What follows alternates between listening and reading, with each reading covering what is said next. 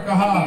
और यही प्रसंग श्री आदरणीय सुखदेव जी महाराज ने राजा परीक्षित से कहा। श्रीमद् भागवत सप्ताह ज्ञान यज्ञ मंगलमय। भागवत की कथा चिन्मयी है, अद्भुत है। श्रीमद् भागवत साक्षात परमपिता परमेश्वर श्री कृष्णचंद्र जी, श्री गोविंद जी का रूप। श्रीमद् भागवत जी का मंगलमय शुभारंभ।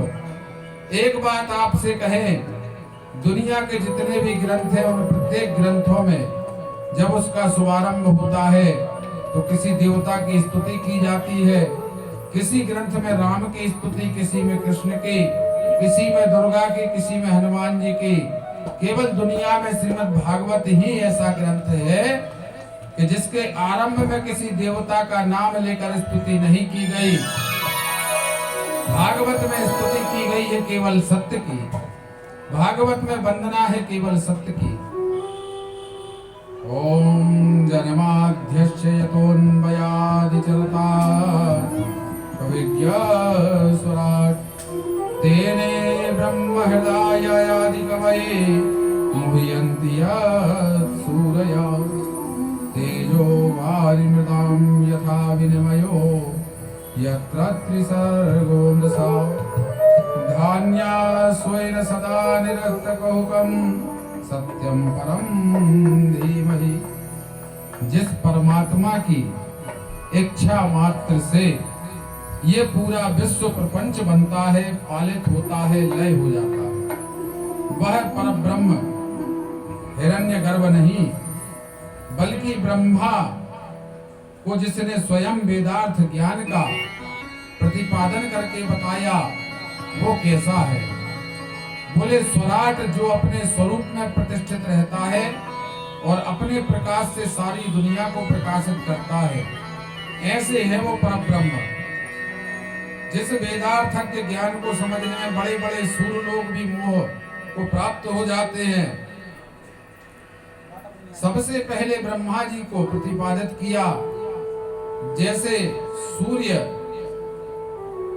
की रोशनी की किरणें जल में भी हमें कभी स्थल का भ्रम हो जाता है, वैसे ही यह जागृत स्वप्न परमात्मा की अधिष्ठा सत्ता की वजह से सत्यव्रत प्रतीत होता है। माया और माया के कार्यों से जो सर्वथा परे है, सर्वथा अलग है, ऐसे परम सत्य की हम वंदना करते हैं।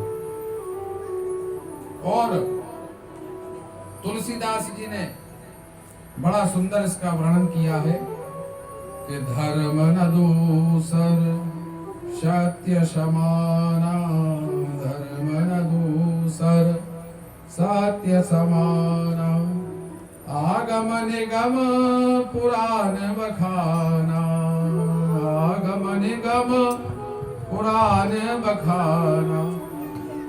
अर्थात असत्य से बढ़कर कोई अधर्म नहीं होता और सत्य से बढ़कर कोई धर्म नहीं होता। इसलिए जीवन में ज्यादा से ज्यादा सत्य बोलने का संकल्प लें। यही जीवन का सार है, यही जीवन का परम तत्व है। भागवत में परम धर्म का निरूपण किया गया। सज्जनों, ये परम धर्म क्या है? तो कहते हैं परम धर्म है भगवान की कथा।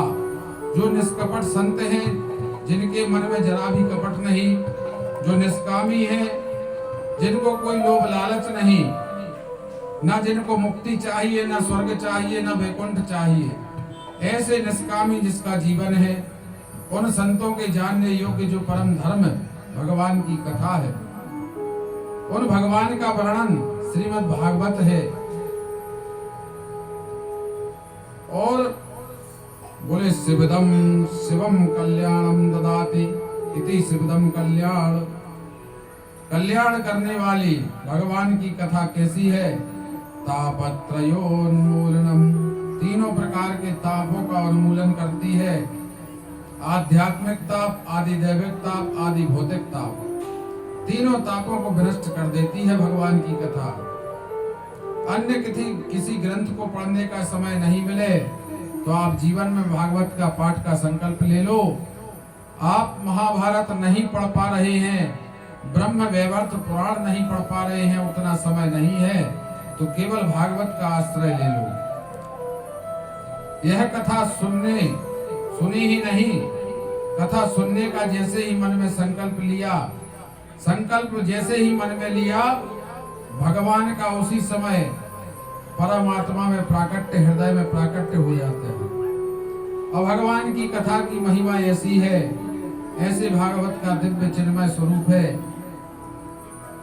एक प्रश्न होता है, श्रीमद् भागवत जी का आरंभ कैसे हुआ, भागवत जी का शुभारंभ कैसे होता है, भागवत जी का प्राकट्य कैसे होता है। भागवत जी निगम है, वेद है, वेद रूपी जो निगम कल्प वृक्ष है।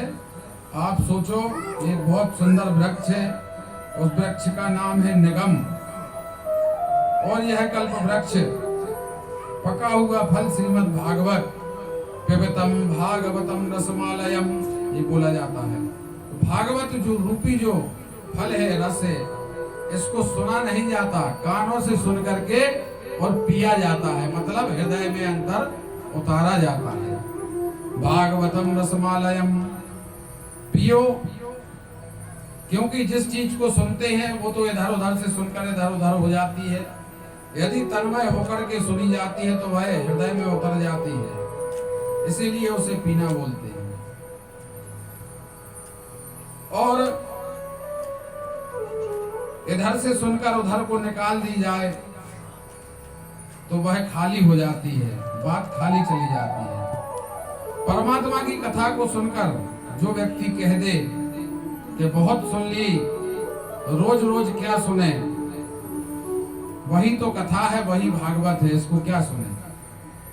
तो इसका मतलब ये है कि ना तो उनने कभी सुनी है और ना कभी वो जीवन में सुन सकते हैं। कथा की महिमा ऐसी है और कथा का तत्व ऐसा है कि जिसको समझना बहुत कठिन है। जितना सुनेंगे उतना ही सुख मिलेगा। और कथा के रस का पान एक बार नहीं, 10 बार नहीं, 50 बार नहीं, 1000 बार, लाख बार, जब जब मौका मिले तब तब सुनो। इस प्रकार का यह क्रम है। यहाँ पर प्रश्न किया सूत जी महाराज ने शौनक ऋषियों से कि हमारे कुछ प्रश्न है, मानव के लिए परम धर्म क्या है। तो मानव के लिए बोले परम धर्म क्या, परिक्रमा लगाना, प्रातः 4 बजे उठकर स्नान करना, या धर्म के लिए दान करना। तो धर्म की परिभाषा क्या है, मनुष्य के लिए सबसे बड़ा जो कर्तव्य रूपी धर्म है वो क्या है। दूसरा प्रश्न, मंदिर में जब हम पूजा करने जाते हैं तो बड़ी विचित्र बात होती है। कोई कहता है कि भोलेनाथ जी बड़े हैं, कोई कहता है राम जी बड़े हैं, कोई कहता है माता जी बड़ी हैं, कोई कहता है राधा कृष्ण बड़े, कोई कहता है हनुमान जी बड़े, कोई कहता है भोलेनाथ जी बड़े, भैरव बाबा बड़े। तो अब भैया कलयुग है, 33 करोड़ देवी देवता हमारे धर्म में है। अब इनमें से बड़ा कौन है। और कई तो ऐसे ऐसे देवी देवता हैं जिनके नाम हमने अभी तक सुने भी नहीं, कभी सुने तो अचंभा लगता है, ऐसी ऐसी देवियां हैं, देवता हैं। तो हमारे मन में यही प्रश्न आता है कि इनमें से बड़ा कौन है। व्यक्ति के मन में यह भ्रम हो जाता है।